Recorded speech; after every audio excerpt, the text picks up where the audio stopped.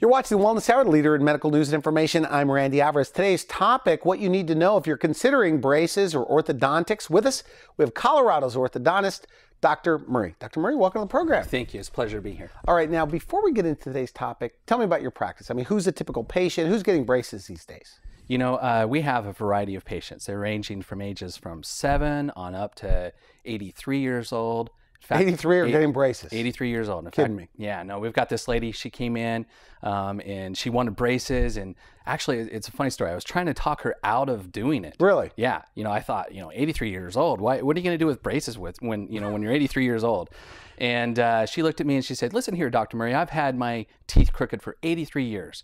And I want them straightened out before I die. And she said, I plan on living to be 100 years old, so I want them straight. What about the young, how young are the kids getting braces? At what age? You know, the American Association of Orthodontists recommends that they come in by age 7. Oh, really? Yes. A lot of little kids will have problems that need to be fixed at an early age. And so that's one of the big campaigns that the American Association of Orthodontists is really pushing. And that is to educate the general public to understand when would be the appropriate time to bring kids in. Now, I know you have 4 kids. Any of them with orthodontics? Yes, my 8-year-old son right now has braces really? on. Yes. Okay. What's the advantage with getting the braces on so early? And at 8 years old, there's still teeth coming out. Right. Well, right? Yeah, exactly. No, so at 8 years old, usually the typical kid has, all of their front teeth in or coming in, but they haven't lost their back teeth yet, their baby teeth. And so the advantages are, first of all, making room for teeth while they're still growing and developing. So you can make good changes in the face and in the bone and allow things to adapt and to change slowly over time. Whereas with an adult, it's much more difficult to do because it's crowded. It's crowded, yeah. Interesting. I have a 10-year-old, and I've been considering orthodontics for him as well. Mm-hmm. So now, adults. So the 40-year-old group, the 35-year-olds, more and more of them are coming in now as well. Absolutely. About 40% of my practice is adults, and so these days people realize it. That it's never too late. It's never too late to get braces on. It's never too late to get the beautiful smile that you want. You also do Invisalign, is that right? We do. We do a lot of Invisalign, and we do Invisalign Teen. Now, the Invisalign Teen product was something that was designed just for teenagers, and it's a wonderful tool. They like that? They love it. Yeah, we have several patients, and they take it to school and they show their friends, and their friends just really get caught up on this, and so they send their friends in, and their friends come in, and they're like, we want Invisalign Teen just like so and so has them. Really? Yeah. Because now, do you hear? And by the way, what's the average age of the kids that are coming in to do this? Is it like teens, like high school, or they're young? Yeah, usually high school. Okay. Middle school, not as much, but mostly high school. Okay. Is there a certain group of the population that you'd like to see more of? I would like to definitely see more younger kids, and there's a big reason why. I think first and foremost is that a lot of problems that could be fixed for kids needs to happen at an earlier age. Take, for example, a kid that has a lower jaw that's just too far back, and their top teeth are just sticking out too far. Like an overbite. An overbite. Okay. Right. And those kids, they're just teased and bullied, and a lot of those situations need to be fixed at an early age. The adequate time for a girl is between age 10 to 12, because that's when her lower jaw is growing the most in this direction, from back to forward. And for boys, it's between ages 12 to 14. So an underbite, overbite, mm-hmm. They should take them in to an orthodontist, get evaluated. Right. And there's things you can do to stop that, with rubber bands at night or what? I mean, how are you able to do that? Well, it really depends on how severe the situation is. But yes, sometimes things need to be put in their mouth, like appliances. Like there are things called the Herps appliance. There's things called the Forceps appliance. And what that is it hooks onto the braces and it pushes the lower jaw forward and encourages the jaw joint itself to start to grow. And so the idea, the concept is to get the lower jaw caught up to the upper jaw. Interesting. I've had a plastic surgeon on the show, and he says that they develop a weak chin, where the chin is back. Correct. And it can be corrected with orthodontics. It can be. And okay, so the parents watching this, what are the signs? I mean, how do you know when do you know your child should probably get a consult? Well, I think 7, 8 years old. Right, 7, 8 years old. I think just make that as standard that by 7 or 8 they should bring them in. Now, a majority of those kids don't need even anything. if everything's okay, though. Yeah, sure. Really? Okay. Well, and one reason is that there are things that can be happening up in the bone that you can't see. See, everyone's always focused on what they see out here. All right. But if you look at an x-ray, you can see root development and growth development of the teeth. I've seen particular situations where adult canine teeth that are growing and they're coming down and they're hitting on the roots of the other permanent teeth in the mouth and destroying the roots in those teeth. So, you know. So you catch it early. You catch it early. Early. Right. Well, so do they go to their general dentist, get an evaluation? They're a pediatric dentist, or can they go directly to the orthodontist? You know, that's one of the misconceptions, I think, is that people believe that they have to get a referral to go to the orthodontist, and that's just not true. Okay. Yeah, they can call and they can make an appointment. Kids like going to your office. They do. Right? I mean, you've got a unique setup there. We do. Tell me about that. I mean, you told me on the phone. Yes. Well, you know, I've got 2 office locations, one in Johnstown and one in Greeley. And I designed both of those offices to just be fun, relaxing, energetic, calm, and peaceful. So in Johnstown, we did a surf shop theme, and it's just fun and it's amazing. As soon as you walk in the door, it's like a surf shop. It is a surf shop, and you walk in, and the front desk the front desk is designed to look like an old Woody station wagon, like you used to see surfers driving around with the surfboards racked along the top. We've got surfboards all over the place. I have this longboard that I actually made in my garage and turned it into a bench. And so the kids come in, they brush their teeth. When they're brushing their teeth, they're standing in front of this large, massive 200-gallon saltwater tank and seeing the fish swim around, brushing their teeth. And they sit on the surfboard and they wait for us to call them over and to check them out for the day. You call it the on deck circle or something like that? Yeah, on deck, right. That's right before they get to see you? Right before they get to see me. So they brush their teeth, everything's looking good. I get to take a look at them, see what they need for the day. So that's in my Johnstown office. And you're a surfer, by the way, right? You surfed? Well, you know, I'm a wannabe surfer. Okay. I did surf, and I enjoy it, and I have fun. I actually taught my boys how to surf this last year in Hawaii. So, so I enjoy it a lot.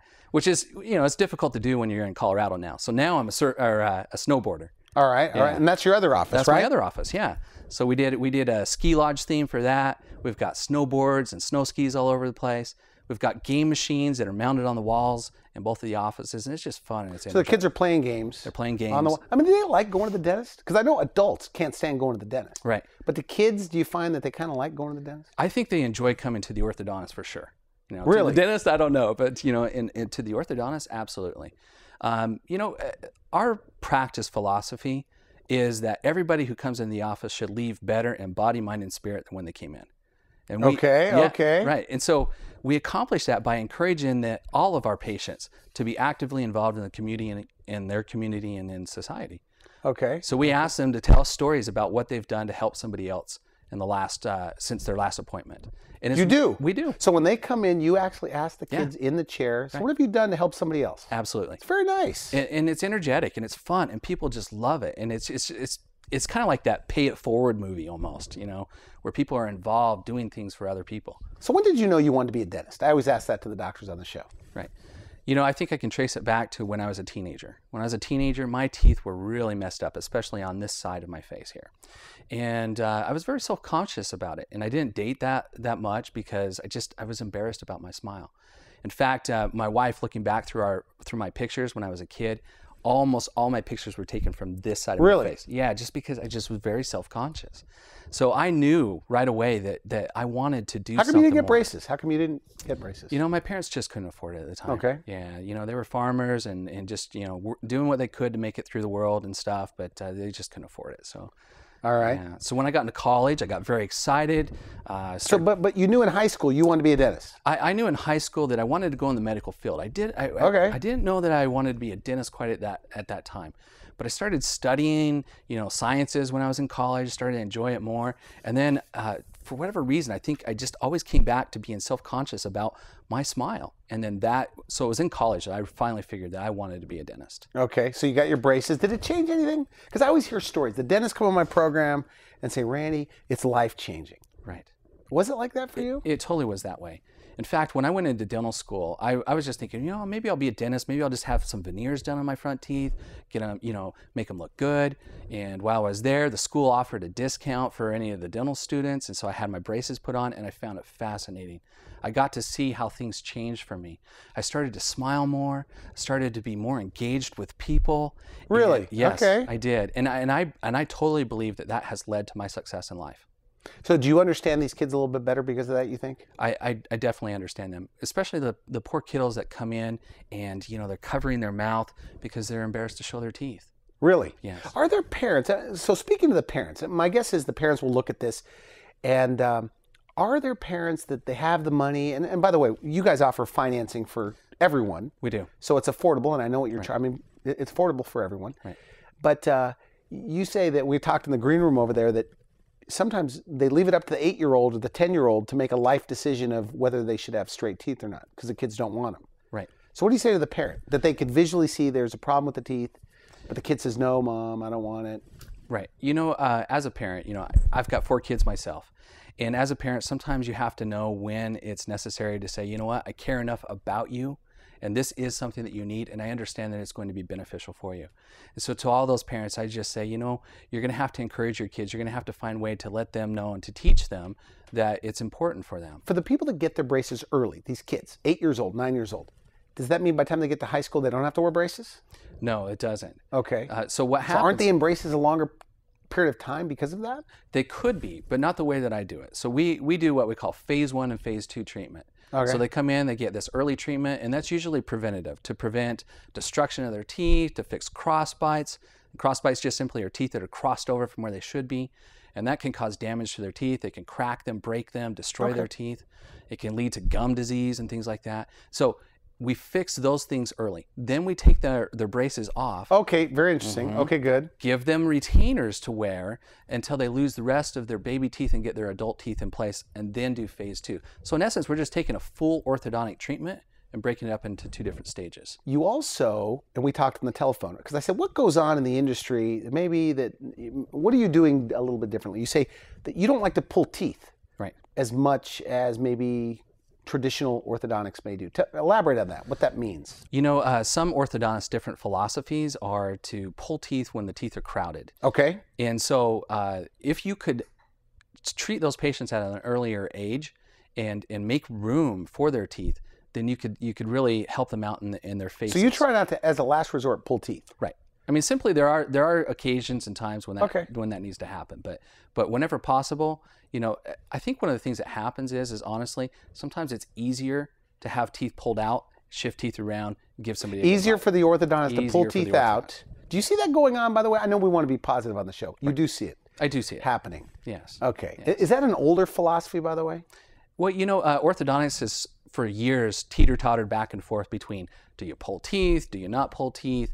And so you get 2 different sort of swings in the pendulum here in terms of pulling teeth or not.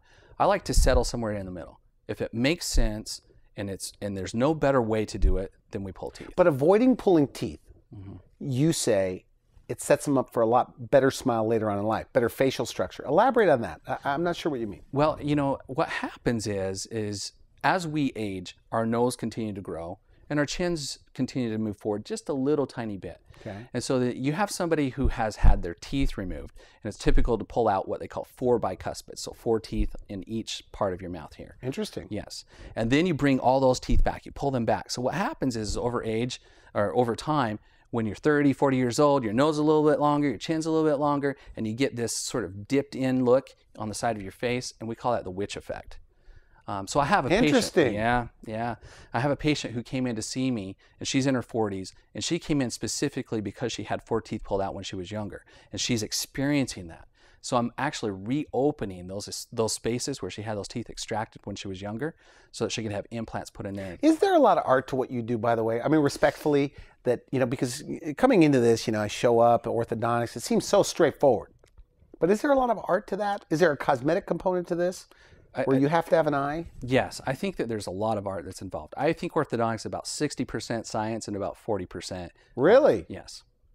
Okay. So you just have to you have to conceptualize and visualize, what is this person going to look, you know, 10, 15, 20 years from now? All right. Now, you brought photos. These are pretty dramatic photos. Yes. Now, I want the parents, by the way, if you're just tuning in, we're talking about what a difference, you know, straight teeth can make, especially in the younger years. Let's take a look here. Okay. Great. Well, this young lady here, she was very self-conscious about her smile. She, in fact, was one of those individuals that I've told you about who cover up her teeth when she first came in. She didn't want me to see her teeth. Okay. And I had to explain to her, it's okay, I'm Even you I'm as here. the dentist, they don't want to show you their teeth? They don't want to show us their teeth, yes. They feel very embarrassed about it. And it's a great opportunity for me to talk to them about that and explain my story to them, how I felt very much the same way. Do you tell that to the kids? I do. Good. Yeah. And immediately then they begin to relate to me, and I explained to them that it can be fixed. Okay. And so she was teased a lot when she was at school. Did they tell you this? Yes. Or the parents tell you? No, sometimes the kids do, sometimes the parents. Depends Okay. on the situation. But you know, her smile turned out really beautiful. You can see here in the end how things looked for her. So, you know, if you take a look at her smile now, you know, she's got a confident smile. She's very happy. Yeah. And her teenage years are just going to be wonderful. She's going to be able to go through those teenage years not feeling self-confident or self-conscious about things, and just being able to be involved and energetic and smiling a lot more. And so this is one of those things that, you know, as a parent, you need to understand the social and the psychological aspects that affect these kids in their lives. What are some tips, though? And we've touched on this, how a parent will know if their smile bothers the kid. I think one of the things that stands out most is they sometimes just won't smile. They don't want to smile. They don't like to show their smile, or they cover their smile. And so I think that those are the things that stand out. The kids look unhappy. They look unhappy, yeah. But they're just hiding a smile underneath there. Okay, you have other photos. What are we looking at here? Great.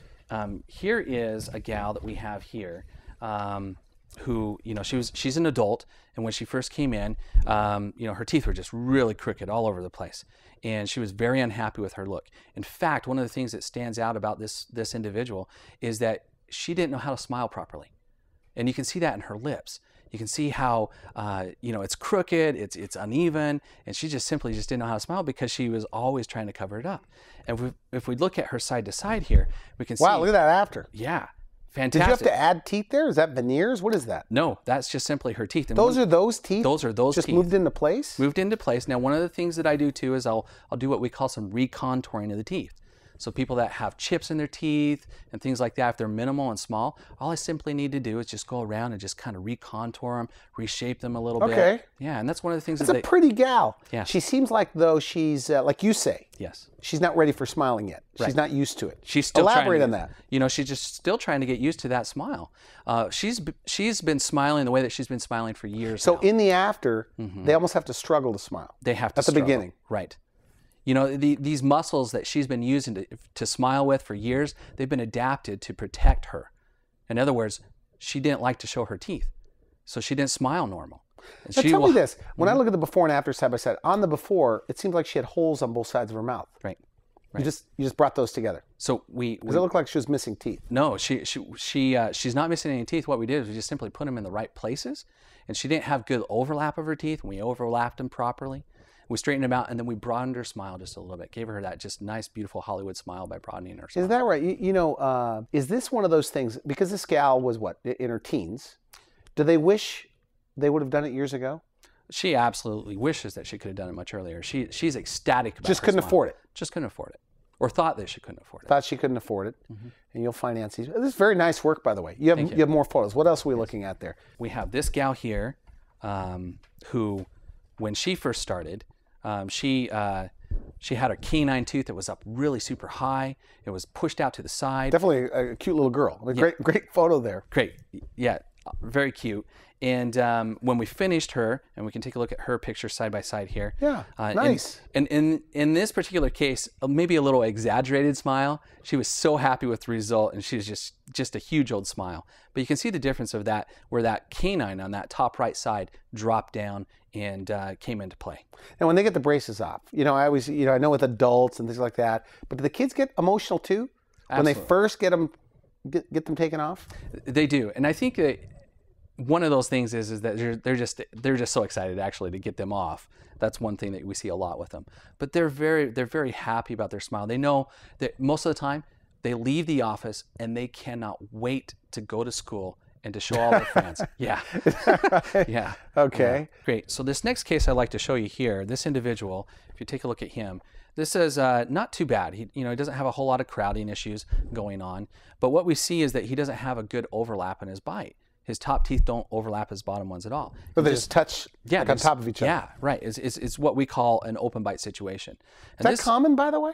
You know, it is common enough. And what happens if you do nothing? Sorry for interrupting. No, that's great. What happens in these individuals who have these open bite situations is they can't actually chew their food. So an open bite just means that it doesn't go over or under. It's just kind of on top of each other. Exactly. And so, you know, our front teeth are made for slicing through our food. and then our back teeth are made for chewing it up. So these individuals, they have a hard time eating because they can't really slice through their food. So if they want to eat a carrot or apple or things like that, a lot of times they end up having to cut their food up, dicing it up, and they can't just chewing in the back. or chewing it in the back correctly. Does it make for more crooked teeth later? No. You do nothing? No. Do they flare out? They can flare out. Yes, they can flare out. And sometimes people can have speech problems as a result of this too. Interesting. Because the tongue needs to press against the back side of the teeth, the top teeth, in the proper place. All right, so the after. Great. So Nice. we can see this picture side by side here, and the individual, you can see that he's got good overlap. He's happy, he's smiling, and his teeth look straight. They look marvelous. Okay, good. Now I like this next guy. You showed me this over there. Right. It's a small change, but it's a big change. Right. So in this individual, you can see, I mean, he's a pretty happy guy. Good smile, a little bit of an open bite situation as well in this particular case. And open bite meaning they're coming together again. Right. Okay. Right. And just some minor crowding issues. But I think that what we can see here, if we look at the picture side by side, is that he definitely looks happier. He is smiling more. He seems more enthusiastic, more energetic about things. And so just a minor change made a huge difference. Teenagers and Invisalign. Tell me about that. You know, Invisalign Teen is really popular these days. And we have a lot of kids that come in. They're in high school age. They don't want braces on. You know, I think the classic example is somebody who comes into my office and they tell me, I'm going to have senior pictures in 6 months and I can't have braces on. Okay. So is there something that you can do? Can you straighten my teeth out? Can you make them look good? But I can't have braces on during my senior pictures. And that's where Invisalign Teen why wouldn't I guess there are certain cases, not everybody's a candidate for Teen Invisalign. Is that right? And is it about the same price or even a little bit less? It's about the same price. About the same price. Right. Well, why wouldn't everybody go for Invisalign? You know, I think some of the concerns that parents have sometimes is like, is my kid going to wear these aligners, these trays? That's right. They have to wear them all day long, right? Yeah, 22 hours a day. You know. Do they really do that, by the way? You know, or they don't? Compliance and stuff? Some do, some don't. But you know, one of the marvelous things about Invisalign Teen is it has an indicator tab that's built into the aligner. And when they wear it for the amount of time, the saliva from the mouth activates with this little indicator. And when they come back in, I can see whether or not they've worn it for the prescribed amount of time. Really? Yeah, it's really phenomenal. Wow. So that's one of the things that we explain to the parents. And the parents just love that idea that they can know whether or not their kid is wearing the aligners or not. Invisalign. But braces now have changed, right? In the last 5-10 years. I mean, you don't use the metal, or at least the colored metal the way you used to. Are they white now? You know, there still is the metal. That's still around. But there is something, you know, the porcelain brackets. So we use something called Damon clear brackets. And they are the clearest bracket that I have seen on the market. Okay. And so for those individuals where Invisalign Teen just isn't going to work out really well, then they can use the Damon clear brackets and they work out just phenomenal. Yeah, so they don't really show. No. Very often. No. Don't they have white? They don't have white bands yet? They haven't figured that one out yet? Actually, there are companies that are coming out with white wires. White wires. White wires. Why is it taking them so long, by the way, for these white wires? You know, I don't know. I mean, there must be some type of difficulty with trying to make metal look white. Yeah, or keeping it on there with the saliva and everything else. Right. Probably pretty tough. Okay, so Teen Invisalign, adults are doing Invisalign more and more. You know, adults with braces, by the way. I think a woman 35 years old, 40 years old, looks younger with braces. You know, it's funny. I've had. Do you think so? Oh, absolutely. I've had mothers come in who've wanted braces just so that they could look a little younger. Funny story. My wife, when she was pregnant with my oldest son, she was my very first orthodontic patient. So yeah, she gave herself up for the greater good of science, and I'm glad that she did. But when she gave birth to our son in the hospital, she had braces on, and so she was just joking around how funny it was that, you know, here she was, she felt like a teenager, and she was in the hospital with a baby, right? So, but yeah, she had braces. So more and more adults, and you have an 83-year-old that got braces, right? I mean, full orthodontics, full orthodontics, full braces. And when she came to my office, It's actually kind of a funny story. She was telling me how she wanted her braces and she wanted her teeth straightened out. And I was kind of thinking to myself, in the back of my head, I was thinking, why do you want them straightened out after 83 years? You've lived with your teeth like that for 83 years. Yeah. And she looked at me and she said, listen here, Dr. Murray, I've had my teeth like this all of my life. And before I die, I want my teeth straightened out. I want them to look good. And I learned a lot from that lesson. I learned that it's never too late to do braces. If that's your goal and you want a good smile, it's never too late. How important is a smile, in your opinion? It's extremely important. Wall Street Journal did a survey a number of years ago and interviewed what they consider to be some of the most successful people on Wall Street. And what they found is that over and over again, those individuals said, it was my smile. It was smiling. It was showing that I'm a happy individual. It's showing that I'm engaged with other people. And so I think it's extremely important. I mean, on a job interview, there's no doubt about it. I mean, with all things being equal, the person that looks happy and positive is going to stand out, right? Absolutely. And so, these days, with the economy down and things like that, one of the best things that you could do for a job interview is make sure that your teeth look good. Invest in your smile. And the 83-year-olds are welcome now. Right. So if somebody's 83 watching this, what about 90-year-olds? Anyone who wants. Is it still safer? 80's young today, actually, in Colorado especially, right? Hiking and everything else. But is it safe to move the teeth at that age? It sure is. The only thing that you really need to look at is the health of the gums and the health of the bones. And so if you have somebody who's 90, 83, 60, whatever it might be, as long as the gums are healthy, then you can move the teeth around. Final message, somebody watching this, considering orthodontics, what do you say to the parents? To the parents, I would say, bring your kids in. We invite you to come in. We can take a look at their situation. We'll sit down and we'll go over all the things that your child needs and things that you should understand about their bite and why it's important to have a good, healthy, but beautiful bite. And to the adults? If you don't like your smile, come on in and we can make it better. All right. Thank you so much for coming in. Very good. Good stuff. You've been watching The Wellness Hour, the leader in medical news and information. I'm Randy Alvarez. If you'd like to see this interview again online, you can go to our website at wellnesshour.com, put in Colorado Orthodontics, and you'll find Dr. Murray, or put in Dr. Murray's name. For now, I wish you good health. Thanks for watching The Wellness Hour, the leader in medical news with your host, Randy Alvarez, the authority on health issues.